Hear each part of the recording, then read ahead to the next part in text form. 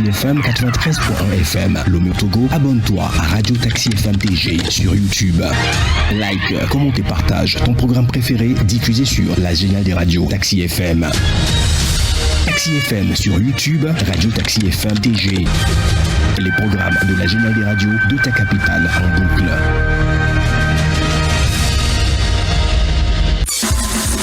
Retrouvez Saint-Irrigator aux commandes de son taxi relooké pour le meilleur du matin. Taxi Media Show, c'est votre rendez-vous d'actualité matinale tous les jours de lundi à vendredi de 7h à 8h30. Informations, révélations, décryptage, tout ce qui fait la une est décortiqué par Taxi Media Show, le show unique radio en direct sur Taxi FM. Taxi FM, votre radio d'opinion.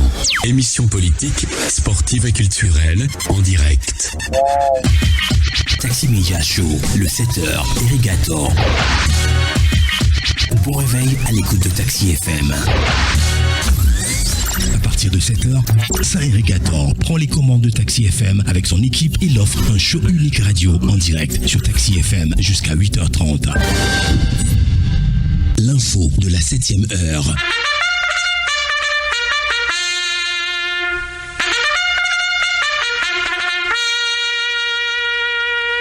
« 7h, 8h15, Irrigator et les rédactions sont à l'antenne pour le show du matin.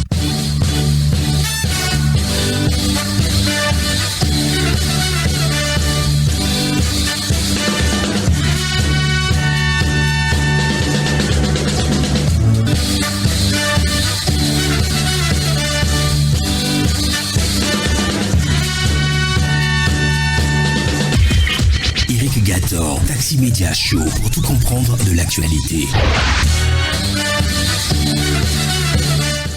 Bienvenue, bonjour à tous. À la suite de la matinale, c'est Taxi Media Show, c'est notre deuxième numéro. Cette semaine, nous sommes heureux, ravis de vous retrouver ce matin.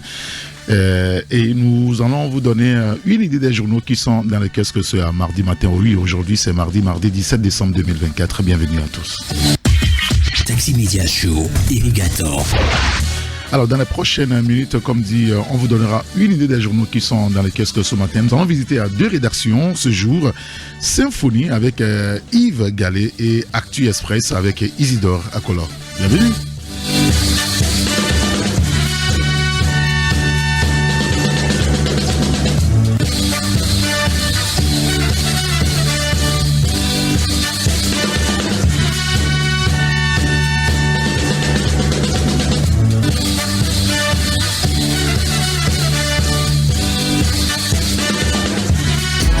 Media Show, première marche.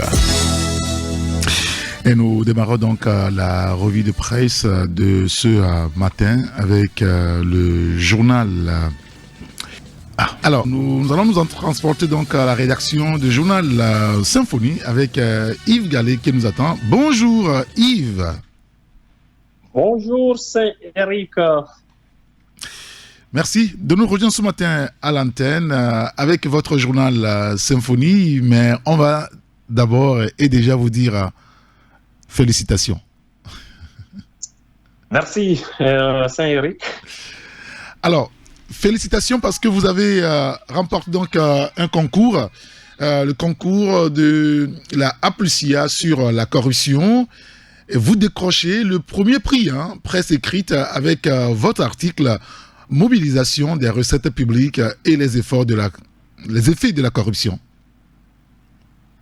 Oui, Saint-Éric, il faut dire que la presse togolaise en matière de prévention et de lutte contre la corruption et bien d'autres mots qui minent le développement du pays fait déjà un travail énorme, même si elle n'est pas engagée dans un concours.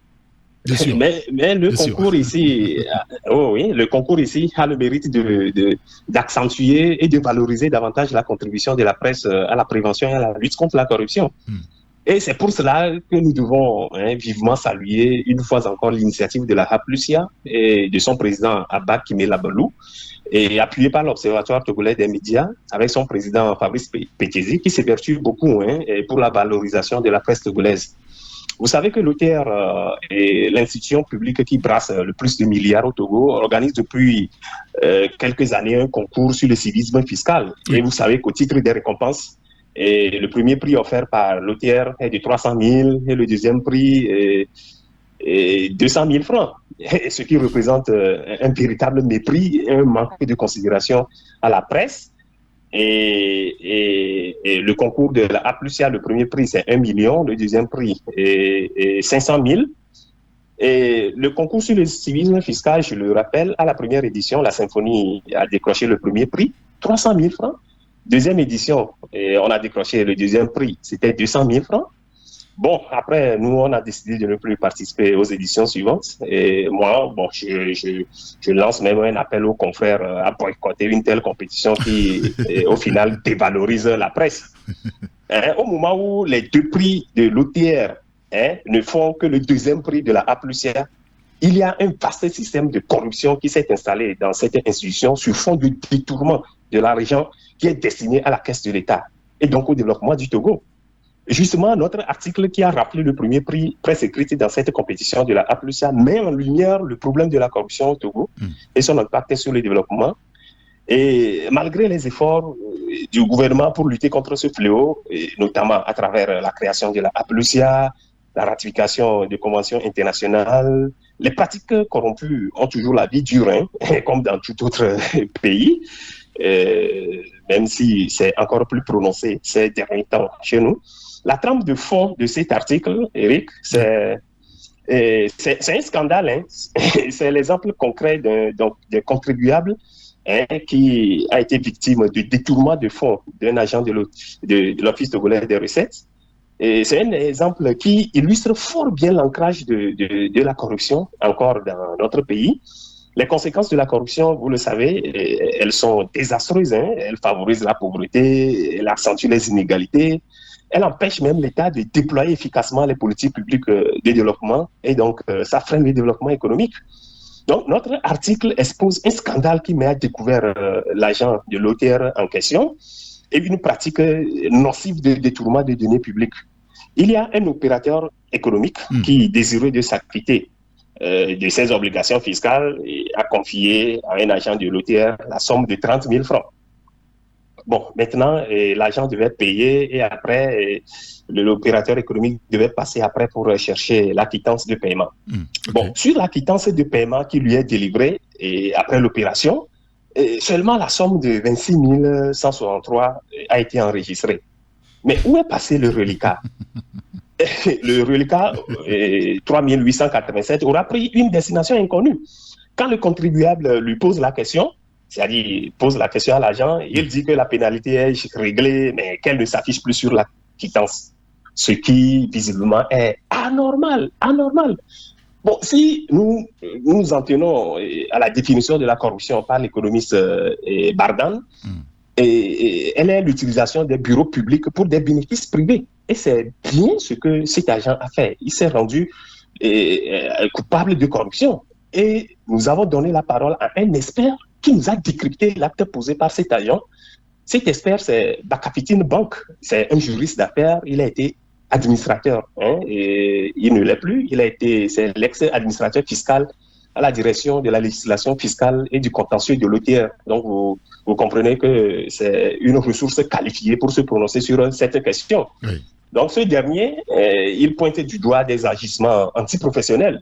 Pour lui, le fait que l'agent reçoive même de l'argent et du contribuable pour aller payer à sa place, ça pose déjà un problème dans le principe. Bon, puisque le paiement des impôts, même dans le cadre d'un paiement digitalisé, se fait par banque et non par encaissement des agents. Vous voyez? De plus, la disparition du chiffre de la pénalité relève carrément, selon lui, d'une manipulation du système informatique, puisqu'il n'est pas régulier de supprimer, du moins de corriger ou de modifier les informations dans le système sans autorisation, étant donné que les pénalités sont automatiquement générées par le système. Donc, l'expert, dans ce cas, conclut qu'il y a comme infraction de la concussion vis-à-vis du contribuable et puis un détournement de fonds publics vis-à-vis de l'administration fiscale, autrement de l'État, quoi. Vous voyez, nous avons donné la parole aussi à un autre inspecteur des impôts. Mais lui, il est en fonction, donc il a requis l'anonymat et il a abondé également dans le même sens que l'autre expert. Et lui, il est allé plus loin en nous confiant un certain nombre de dysfonctionnements et catastrophiques, disons-le, de l'OTR sous Philippe et Kokou-Tchodié. Nous y reviendrons dans une autre publication. Vous savez, Eric, les gens peuvent se dire que l'argent détourné, dans ce cas dénoncé, c'est justement moins de 4 000 et qu'il n'y a pas péril à la demeure. C'est faux. Il est très important de le rappeler. Et l'insignifiance du montant détourné ne dépouille pas l'acte de sa gravité. Parce que, vous savez, qui vole un œuf, vole un bœuf. Oui, c'est bien sûr. C'est ce qu'on dit souvent. Pour illustrer, c'est ça, pour illustrer cela, c'est-à-dire illustrer la gravité des faits, nous avons évoqué une caricature imagée de Michel Colussi qui disait que un Arabe a été inculpé de corruption de fonctionnaire. Et tu sais ce qu'il a fait, Eric? Non. Juste parce qu'il avait donné un sucre à un chien policier. Oh là là.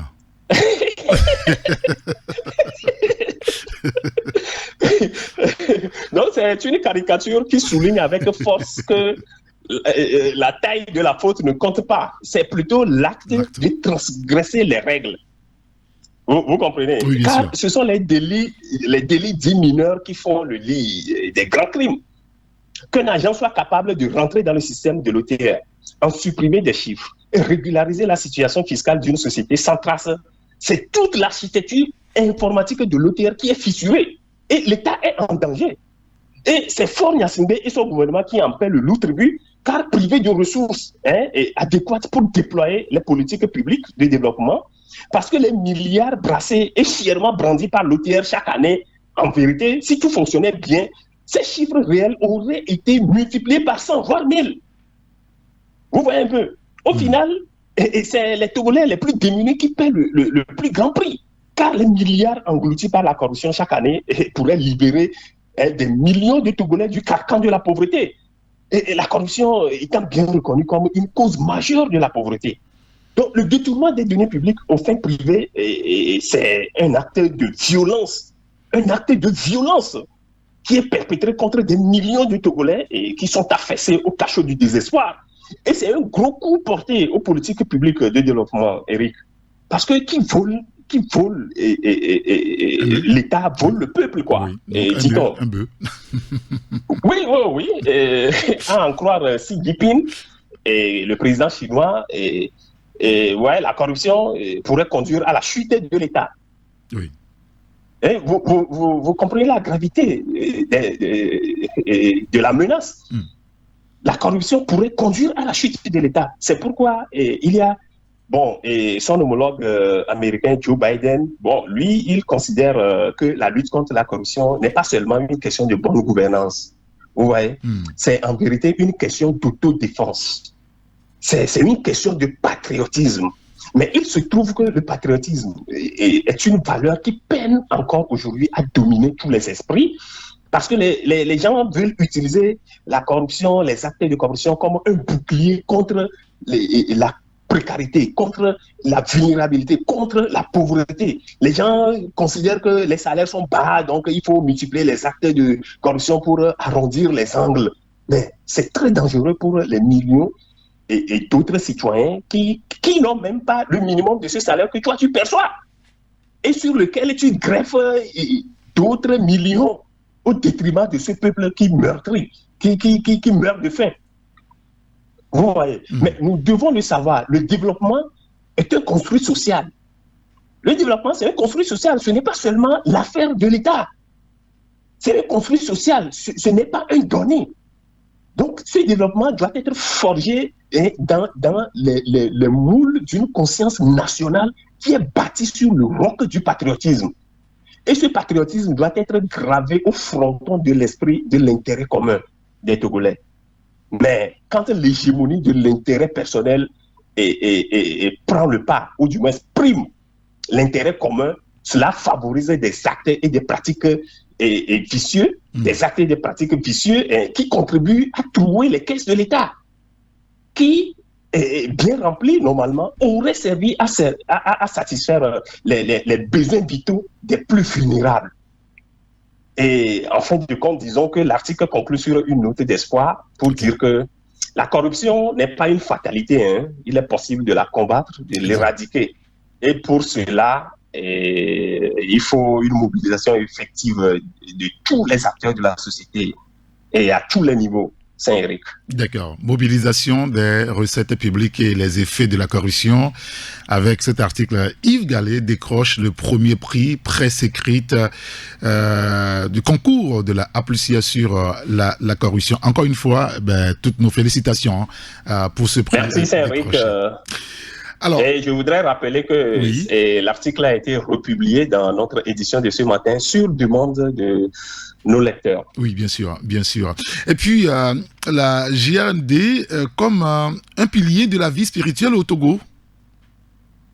Oui, le Togo a célébré dimanche dernier sa 12e édition de la Journée nationale de reconnaissance à Dieu, JNRD, JNRD qui devient presque un label. Hein. C'est un événement qui renforce au fil des années les liens entre les citoyens et qui sert à exprimer la gratitude de toute une nation envers l'Éternel. On dit, Eric, heureuse la nation dont les dirigeants puisent leur force dans la puissance du Dieu Tout-Puissant, n'est-ce pas? Oui, bien sûr, c'est exactement ça. Ah oui. Donc, la JNRD, il faut le dire, c'est une organisation apolitique. Et c'est un rendez-vous annuel qui est initié par le politique et l'évangéliste Kodjo Adeye, qui se trouve être le président de l'Assemblée nationale. L'événement, c'est-à-dire la JNRD, finit par s'imposer comme un pilier de la vie spirituelle au Togo, parce qu'elle rassemble des millions de Togolais autour de valeurs universelles. C'est une activité fédératrice. Hein. On a vu encore le dimanche dernier, le stade Omnisport est rempli à craquer, la même ferveur, la même fièvre dans 14 autres localités du pays. Et qui ont toutes été le théâtre d'une célébration riche en émotions où louanges, adoration, prières se sont mêlées pour exprimer la gratitude envers l'Éternel. Et puis, la présence des plus hautes autorités du pays autour de l'initiateur, du promoteur Kodjo Adeye, entre autres le Premier ministre Victoire Tomiga Debé, la ministre secrétaire générale de la présidence de la République Sandra Blaba Johnson, et plusieurs membres du gouvernement, ainsi que de nombreux représentants du corps du Christ et des fidèles de toute congrégation religieuse. Et cela souligne l'importance que revêt cet événement pour la nation tout entière. Nous disons que la JNRD, c'est bien plus qu'une simple journée de célébration. C'est un moment fort où les Togolais se rassemblent pour renforcer leur unité et leur solidarité. C'est aussi l'occasion de prier pour la paix, le développement et le bien-être de la nation. La décentralisation de l'événement, je le disais tantôt, l'événement qui se tient dans 15 localités différentes au même moment, cela témoigne de... Oui, synchronisé. Cela témoigne de la volonté de toucher un public toujours plus large et d'ancrer cet événement dans le cœur de chaque Togolais, où qu'il soit. Et la JNRD restera pour nous, pour longtemps, un héritage spirituel laissé par Kodjo Adeye. Et en initiant cette JNRD, un creuset qui rassemble toutes les religions sans distinction, Kodjo Adeye offre au peuple togolais un espace de communion spirituelle et un vecteur d'unité nationale. La JNRD dépasse aujourd'hui la dimension d'une simple fête religieuse. C'est un moment fort qui nourrit l'âme et renforce les liens sociaux. C'est un témoignage de la foi inébranlable du peuple togolais et de son attachement aux valeurs spirituelles. Donc, Saint-Éric, indéniablement, et la JNRD, c'est un pilier de la vie spirituelle du pays. C'est exact. Écoutez, on lira en tout cas tous ces sujets-là. Il y a d'autres encore dans votre journal Symphonie, dans les kiosques ce matin, puisque vous avez parlé également de la digitalisation du service de la nationalité, conditions, pièces à fournir et étapes, c'est à lire dans votre journal Symphonie. Alors, pour ceux qui ont souvent des problèmes avec pour avoir donc leur nationalité, bon, tout est digitalisé maintenant, donc les conditions, c'est à lire dans le journal Symphonie. Merci beaucoup, Yves Gallet, pour votre disponibilité. Merci Saint-Éric et je salue tous les passagers du taxi matinal. Alors, on va vous accompagner avec un morceau que vous allez forcément apprécier. Ça nous vient d'une grande dame qui a bercé nous autres, notre enfance, Fifi Rafiatou. Ça vous va? Oui, bien sûr, un plaisir. Ouais, Une grande dame, une grande figure emblématique de la musique togolaise. Puisque vous parlez de la corruption, on va l'écouter. Allez, bonne journée, à bientôt. Bonne journée, Cédric. Joyeux Noël, on peut commencer par se le dire quand même. Hein? Joyeux Noël et bonne fête. Bien sûr, hein? Joyeux Noël, Cédric. À bientôt, au revoir. Oui, merci beaucoup.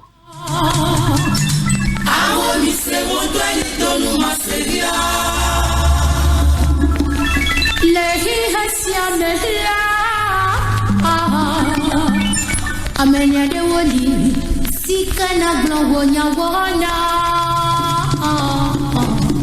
lehi hasiamela amenya de woli sikana glongonya wona et non et sans pleurant l'endomela amarkali Gakeni ya hola come glanya nyawona awo nadamanya mi kwale si plan de kumadalo awo mi se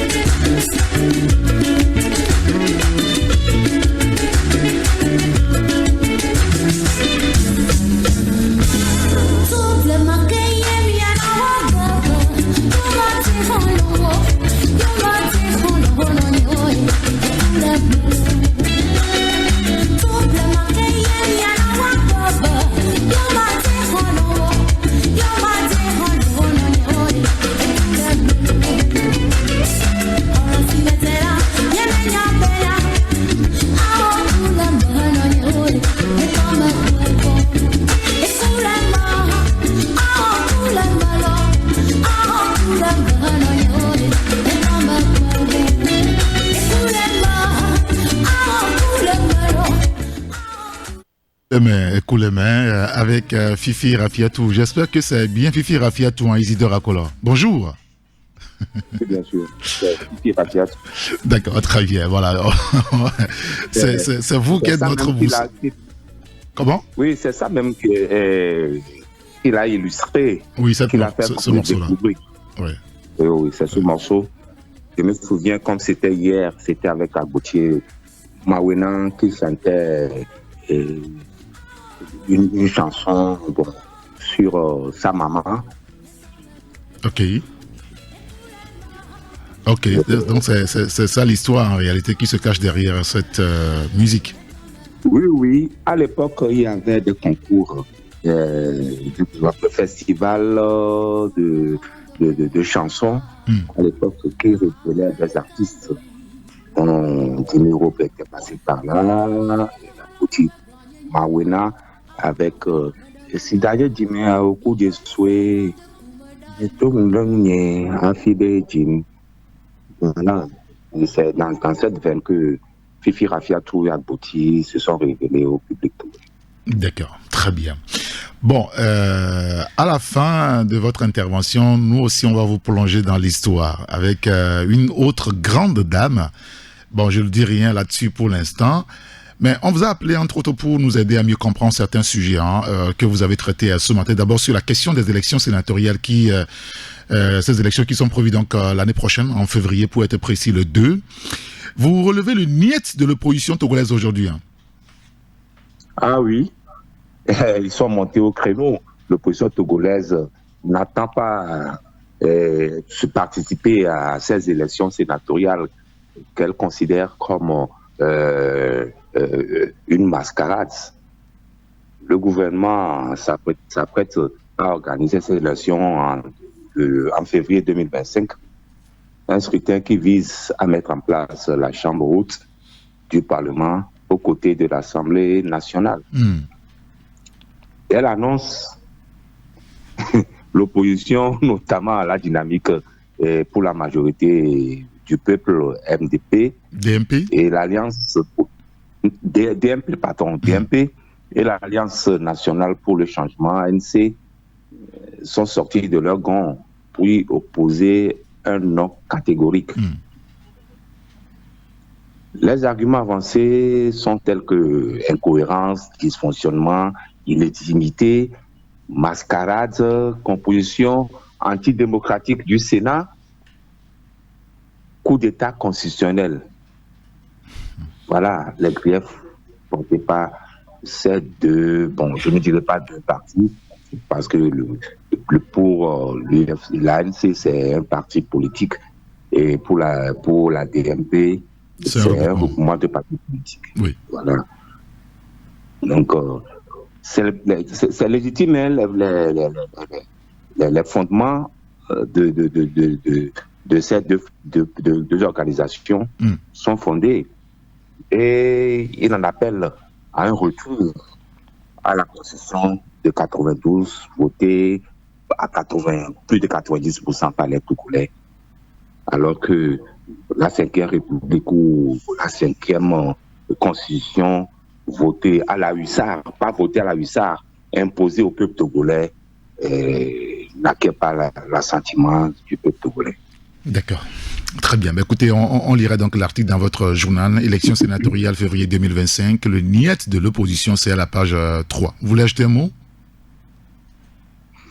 Pourquoi d'autre? C'est pour dire qu'ils ont appelé le peuple togolais à une mobilisation et à une vigilance pour ne pas rentrer dans cette 5e République qu'on veut nous imposer.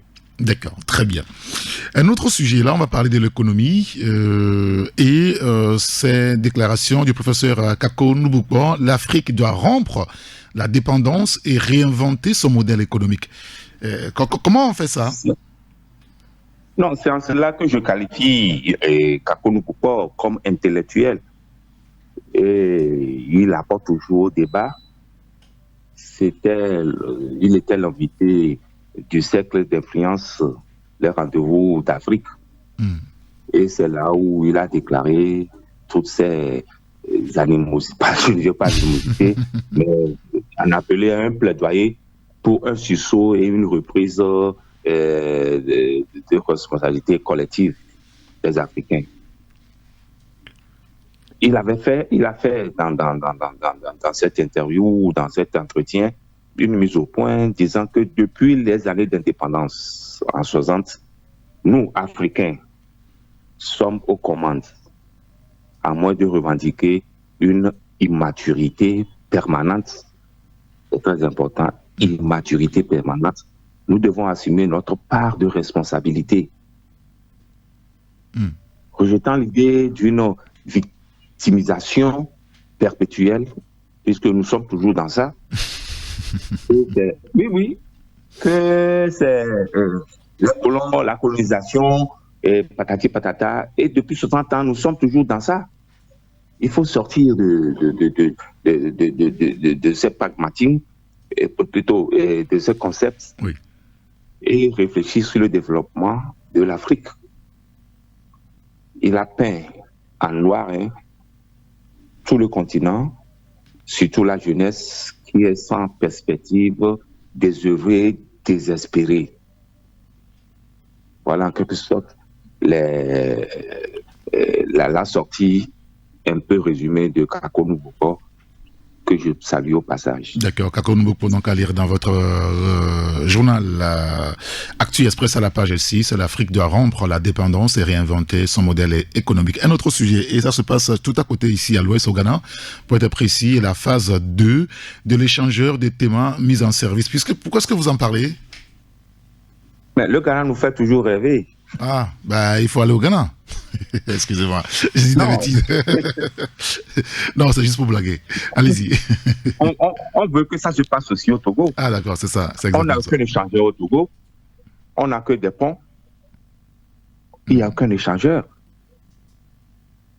Le Ghana est déjà, depuis sous le règne de Akufo-Addo, 3e échangeur mis en service en seulement 2 semaines après l'échangeur de Flair Potts le 19 novembre, suivi de l'échangeur Abetchebi Lampé le 29 novembre, vient d'accord d'inaugurer ou mettre en service un autre échangeur, le échangeur autoroutier de Tema, qui permettrait au port de Tema de dédouaner plus rapidement les marchandises, de mettre fin aux embouteillages sur cette importante intersection et d'améliorer l'intégration commerciale et la croissance économique dans la sous-région de la CEDEAO.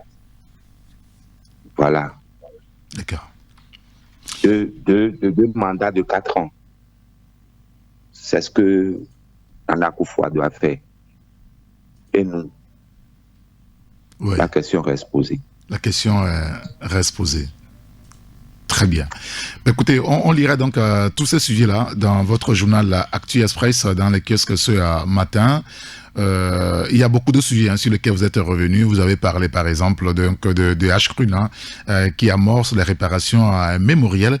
Et là-dessus, est-ce que finalement on va ramener sur le territoire togolais le reste de Sylvanus Olympio? C'est une grosse question. Moi, j'ai eu à leur poser cette question quand on était à Notien, au temps de Feu Bariga, oui, et du président des chefs traditionnels, le chef de Gokoli? Notien, Gokoli. Oui. Oui. Mais dites-moi, est-ce que Agoué ne fait pas partie du territoire togolais?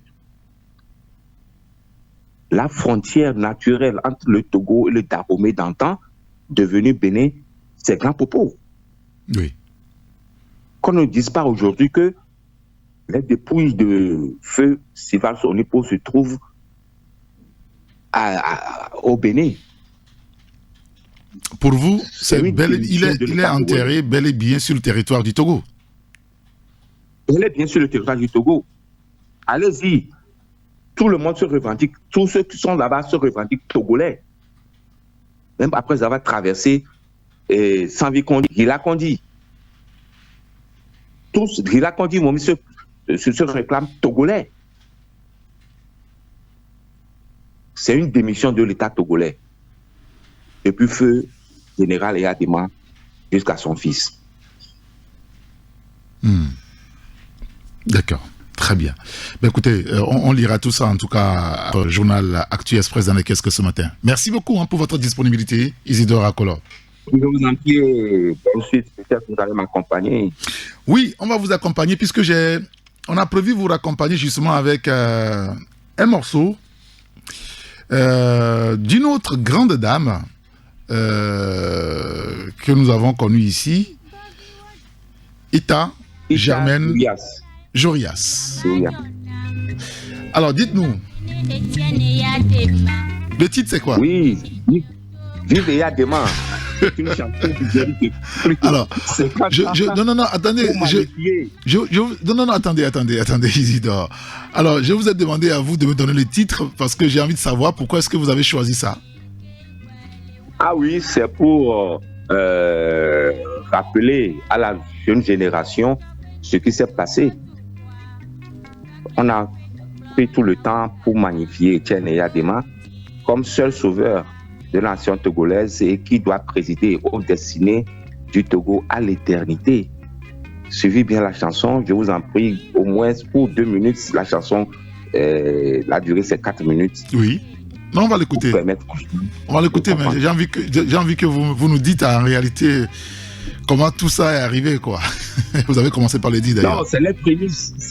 C'était au lendemain de la création du RPT. Et cette chanson de Germaine Ita Jorias illustre parfaitement le culte de la personnalité. Voilà où nous en sommes, croyant que Eyadema était immortel et qui doit présider aux destinées du peuple togolais. Et Eyadema est mort, le Togo existe toujours. D'accord.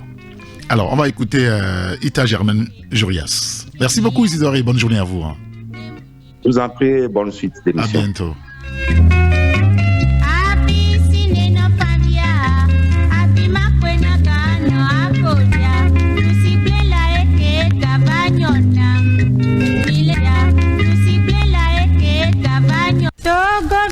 Jine Jomisia, Tusiblela Eke Gabanyona.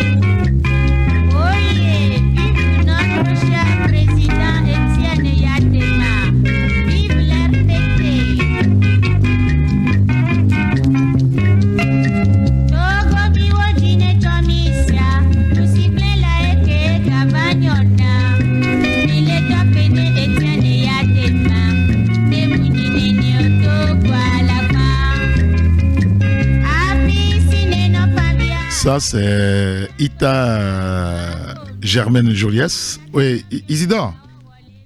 Oui, c'est juste. Dans la chanson, vous avez vu que Nyasingbe n'est jamais apparu. Non. Etienne Yadema.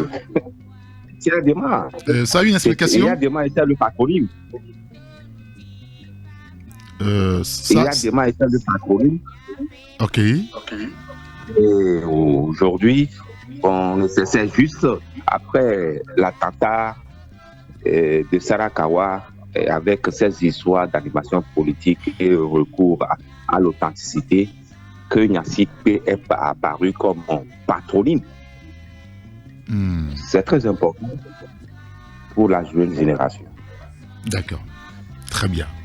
Merci de nous l'avoir proposé, cette chanson ce matin. Ça doit rappeler des choses à certains qui nous écoutent sur la radio. Pour la jeune génération, c'est nouveau. Mais tout ça. Si tu permets, oui. Dans la fin, il faut continuer un peu. Nyabe président et Adema Koué, la Togo doit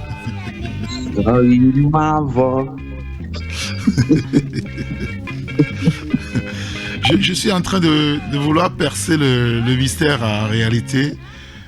C'est pourquoi Isidore tenait à ce que je vois pas encore. Ok.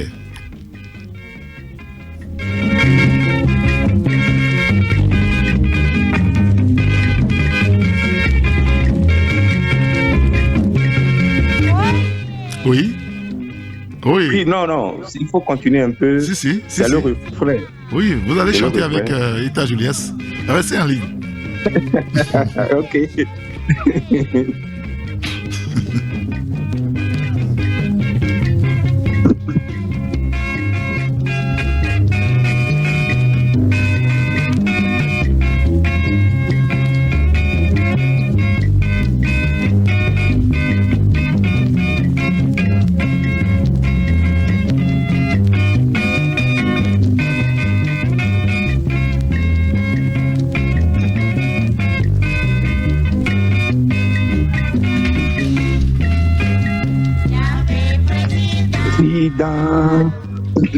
Et ya Adema Koué, Togo doit Kasoy Mavo. Vous voyez où nous amène le culte de la personnalité. Merci beaucoup Isidore. Merci, à très bientôt.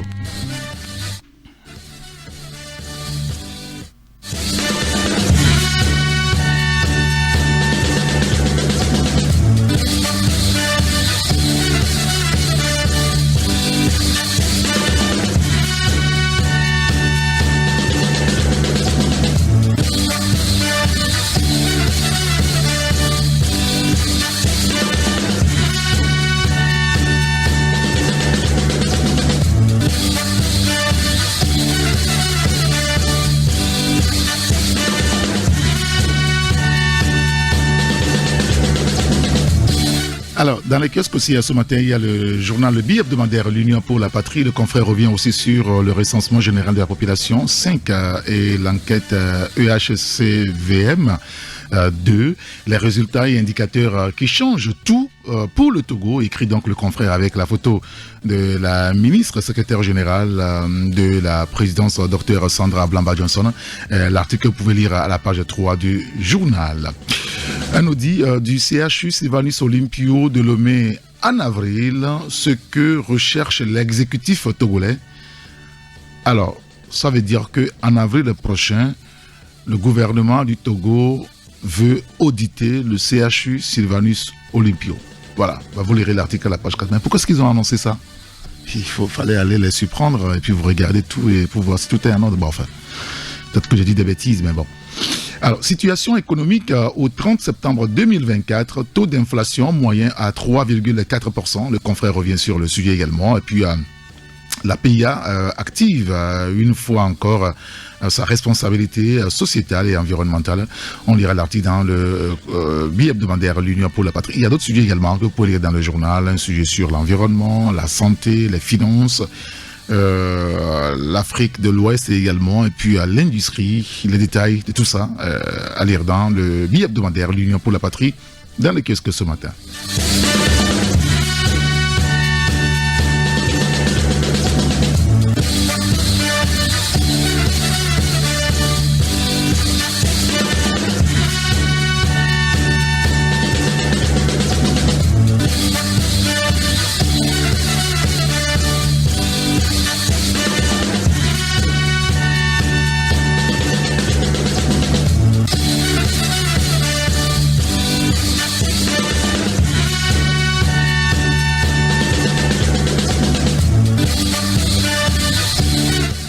Alors, je vais juste récapituler les journaux qui sont dans le kiosque ce mardi. En tout cas, pour ceux qui sont avec nous en studio, les mardis, souvent il y a des pénuries. Et comme on tend vers la fin de l'année, les journaux, les rédactions se ferment les unes après les autres pour les fêtes de fin d'année, les congés. Nous aussi, naturellement, on prendra une petite pause pour ces moments de fête. Alors, dans le kiosque ce mardi, vous avez, outre l'Union pour la Patrie, vous avez Actu Express, vous avez Symphonie. Voilà donc les 3 journaux seulement que nous avons eu aujourd'hui. Alors, nous, on va s'arrêter là pour ce mardi. Merci en tout cas à vous de nous avoir suivis. Nous remercions les 2 confrères qui étaient au téléphone avec nous. On a été... c'était un grand plaisir, un bonheur d'avoir Isidore tous les jours, enfin, chaque fois que l'occasion nous a donné de l'avoir en ligne. Merci à vous, Isidore Akolor, le patron du journal Actu Express. Merci également à Yves Gallet, le patron du journal Symphonie. Merci à Francis Daé qui a assuré la mise en onde. Et on se quitte avec ce morceau de Kim Messon, featuring le prince de Cabo.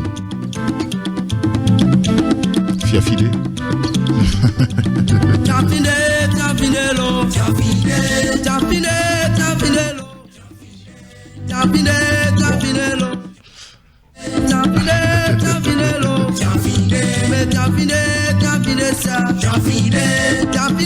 On s'arrête là. Allez, bonne journée. Au revoir.